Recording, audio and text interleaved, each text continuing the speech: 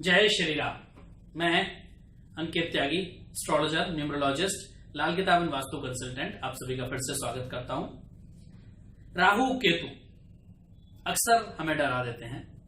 अक्सर लोग ऐसा बोल करके डरा देते हैं कि भाई कुंडली में राहु खराब है, केतु खराब है।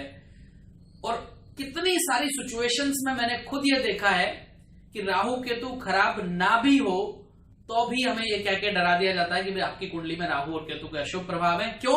क्योंकि राहु और केतु अशुभ ग्रह हैं, खराब ग्रह हैं, राक्षस ग्रह हैं, तामसिक ग्रह हैं। तो इसलिए हमें कह के डरा दिया जाता है और हमारे मन के अंदर ये धारणा बन चुकी है कि राहु केतु हमेशा अमंगल ही करते हैं, हमेशा खराबी करते हैं, जबकि ऐसा बिल्कुल ही नहीं है। ऐसा कतई भी नहीं है। राहु केतु राजा को रंक भी बना सकते हैं और रंक को राजा भी बना सकते हैं। डिपेंड करता है कि राहु केतु की कुंडली के अंदर पोजीशन क्या है, राहु केतु कहां बैठे हुए हैं। खैर, सबसे पहले मैं बात करूंगा कि राहु केतु आखिर है क्या। क्योंकि वैसे तो 7 ग्रह हैं, लेकिन राहु केतु को भी 2 ग्रह मान लिया गया तो 9 ग्रह हो गए। राहु केतु आखिर कहां से ये ग्रह आए, राहु केतु है क्या? हिंदू धर्म के अनुसार सिंहिका का पुत्र स्वरभानु, जो कि बहुत बुद्धिमान और बलशाली था, जब समुद्र मंथन से अमृत निकला तो अमृत के लिए देवताओं और राक्षसों दोनों में बहुत एक युद्ध की संभावना बन गई, दोनों में विरोधाभास की संभावना बन गई। तो भगवान विष्णु ने उन दोनों की सुलह कराने के लिए मोहिनी का रूप धारण किया और दोनों की सुलह कराने के लिए कोशिश करी कि भी दोनों की सुलह कर ली जाए। और उन्होंने कहा कि भी दोनों को अमृत बांट दिया जाएगा। तो भगवान विष्णु ने पहले देवताओं को अमृत बांटना शुरू किया। स्वरभानु ने ये सब देखा कि भाई पहले देवताओं को अमृत बट रहा है, तो स्वरभानु देवताओं का रूप धारण करके देवताओं के बीच में बैठ गया और अमृत चखना शुरू कर दिया। जैसे ही भगवान विष्णु ने मोहिनी के रूप में उसको अमृत दिया, स्वरभानु को, उसने अमृत चखा, वैसे ही सूर्य और चंद्रमा ने उसे पहचान लिया। सूर्य और चंद्रमा ने पहचाना और उन्होंने भगवान विष्णु को इस बारे में जानकारी दी।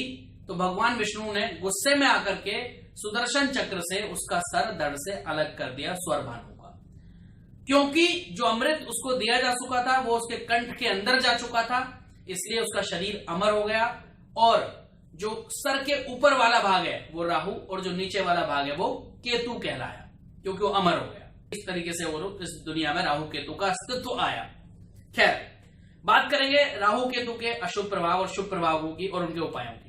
सबसे पहले तो मैं बात करूंगा राहु केतु आपके व्यवसाय, स्वास्थ्य, शिक्षा, पारिवारिक जीवन और भी बहुत सारी रोजमर्रा की जिंदगी को इफेक्ट करते हैं, लेकिन हर सिचुएशन में नहीं। अगर राहु सूर्य या चंद्रमा के साथ हो तो ग्रहण दोष बनता है, क्योंकि सूर्य चंद्रमा से राहु का विशेष दोष है। सूर्य चंद्रमा की वजह से ही राहु और केतु को पहचाना गया। तो इसलिए राहु और केतु दोनों सूर्य और चंद्रमा के साथ अगर बैठ जाएं तो ग्रहण दोष बनता है कुंडली के अंदर, और उसका प्रभाव आपके पूरे जीवन पर, आपके व्यवसाय पर, आपके पारिवारिक जीवन पर, वैवाहिक जीवन पर, हर सिचुएशन में पड़ता है। लेकिन मैंने जैसा अभी कहा कि राहु और केतु राजा को रंक और रंक से राजा भी बना सकते हैं अगर उनकी प्लेसमेंट कुंडली के अंदर अच्छी है। केतु को हम हमेशा अशुभ ग्रह मानते हैं, पर ऐसा नहीं है। कुंडली के तीसरे, छठे या 11वें भाव में उपस्थित केतु व्यक्ति को जीवन में हमेशा आगे बढ़ाते हैं, कभी भी पीछे नहीं रह जाते, हमेशा प्रगति देते हैं, हमेशा उसको जीवन में आगे की तरफ अग्रसर करते हैं, उन्नति के नए नए रास्ते उसके लिए खोलते हैं केतु। लेकिन केतु का छाया ग्रह सूर्य या चंद्रमा के साथ अगर बैठ जाएं तो फिर जैसा मैंने अभी बताया कि ग्रहण दोष लगता है, चाहे वो राहु बैठे हो या फिर केतु बैठे हो, तो वो पारिवारिक और व्यवसाय दोनों को बहुत खराब तरीके से बहुत ज्यादा इंपैक्ट करते हैं, बहुत ज्यादा नेगेटिविटी उसके अंदर ले आते हैं। कुछ छोटे छोटे उपाय करके हम राहु और केतु की इन नेगेटिव उपायों से, नेगेटिविटी से, इन नकारात्मक प्रभावों से छुटकारा पा सकते हैं। क्या करना है उसके लिए हमें? पहले मैं राहु की भी कुछ बात कर लेता हूं, ठीक है, कि राहु अगर कहां बैठे हो कुंडली में तो क्या प्रभाव उनका होता है। ठीक है, जैसा मैंने बताया सूर्य और चंद्रमा के साथ तो राहु केतु दोनों में से किसी को नहीं बैठा होना चाहिए। अगर बैठे हो तो कुंडली में ग्रहण दोष लगता है। ठीक है, अक्सर आपने सुनते हुए बहुत सारे ज्योतिषियों को आपने सुना होगा, बोलते हुए देखा होगा कि भाई कुंडली में ग्रहण दोष है। वो इसी तरीके से बताया जाता है कि कुंडली में ग्रहण दोष आखिर कैसे लगता है। वो राहु और केतु अगर सूर्य चंद्रमा के साथ बैठे तो ही ग्रहण दोष लगता है। ठीक है, खैर, नेक्स्ट मैं बात कर रहा था कि राहु कुंडली के जिस भाव में बैठे हों उस भाव के स्वामी यानी जो लॉर्ड हैं उनकी भी पोजीशन कुंडली में देखना बहुत आवश्यक होता है। अगर उनकी कुंडली में पोजीशन ठीक नहीं है तो भी राहु के नकारात्मक प्रभाव आपको देखने के लिए मिल सकते हैं, लेकिन अगर उनकी पोजीशन ठीक है तो राहु पॉजिटिव इंपैक्ट भी कुछ सिचुएशंस में देते हैं।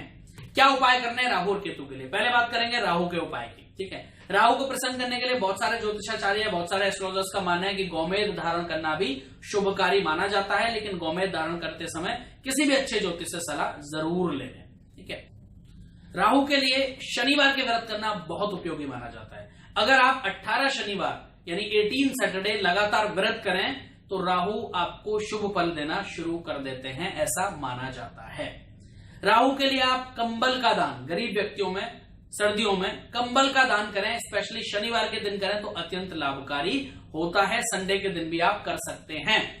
आप कंबल के साथ साथ तिल से भरा हुआ तांबे का एक बर्तन, किसी भी तांबे के बर्तन में आप तिल भर के वो भी संडे के दिन दान करें तो भी राहु शांत होते हैं और राहु के अशुभ प्रभावों से आपको छुटकारा मिल जाता है। केतु के लिए क्या उपाय करना है?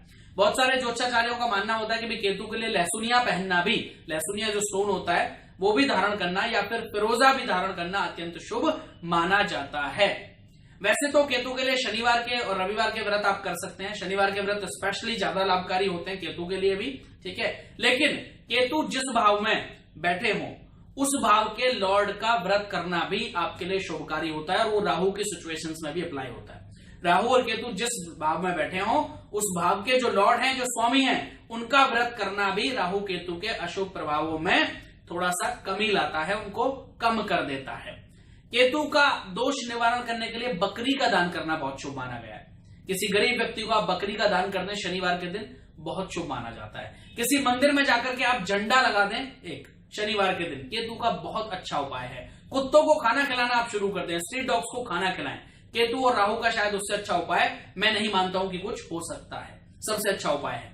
केतु की शांति के लिए आप अश्वगंधा का पेड़ लगा सकते हैं। अश्वगंधा का पेड़ लगाएं और उसको रोजाना सींचें, रोजाना उसमें आप पानी दें, उससे भी केतु आपके शांत हो जाते हैं। भगवान शिव का रुद्राभिषेक करने से भी राहु और केतु के अशुभ प्रभावों से आपको छुटकारा मिल जाता है। तो ये छोटे छोटे उपाय करके आप राहु केतु के अशुभ प्रभावों से निश्चित रूप से छुटकारा पा सकते हैं और अपने जीवन में फिर से खुशियां ला सकते हैं। फिर मिलेंगे एक नई वीडियो के साथ, तब तक के लिए जय श्री राम।